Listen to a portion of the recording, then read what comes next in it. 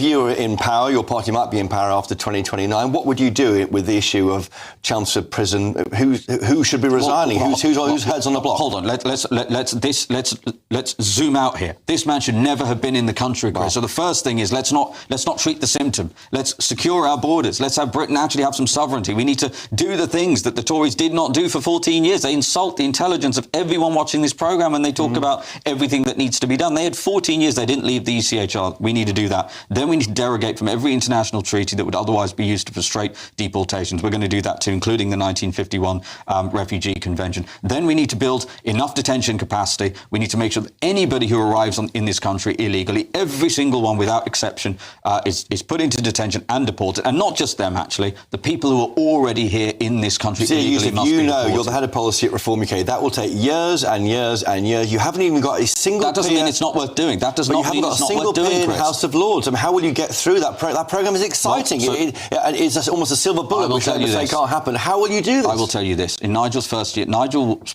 Prime Ministership, if that is the result that the British people choose to deliver at the next general election, will be the most transformative legislative agenda, and a lot of that will happen in our first year. Mark my words, we are working on that. We know, of course, the House of Lords are going to frustrate us. It's largely a loyalty scheme. You haven't got it's the peers. Well, why is that? Because the House of Lords has become a loyalty scheme for donors to the Labour Party and the Tory Party and failed civil servants. The very people, by the way, who wouldn't even want to leave the ECHR. You haven't got a shadow cabinet. You're head of policy. You've got a leader. We will, before we go into the next... and a deputy leader. Who can I talk to about justice and home affairs and your party? Chris, we are an insurgent start-up party. We're very proud of what we've achieved in a very short period of time. Of course, we've got work to do, and we're working really hard to do that. Prior to the next general election, again, you can hold me to this, we will put in front of the British people, Nigel will put in front of the British people, a shadow cabinet of the quality that has not been seen in this country in my lifetime. That'll be the company bosses and others, experts in the field? It'll be lots of different people. Okay. We've already guided around half of Nigel's cabinet. If number one, it'll be a smaller cabinet.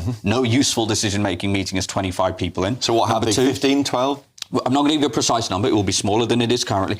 And around half of those people we would expect to not be MPs. So some of them will be, some of them won't be. Okay. We will optimise for talent and people who have achieved great things in the real world, not people... You know, the only quality you need to be Chancellor of this country at the moment is to have carried an MP's bag around for a few years and maybe been in the complaints department at Halifax. This is a big reason why... That's our system that we won for centuries, and you're saying it's broken. It is absolutely broken, yeah.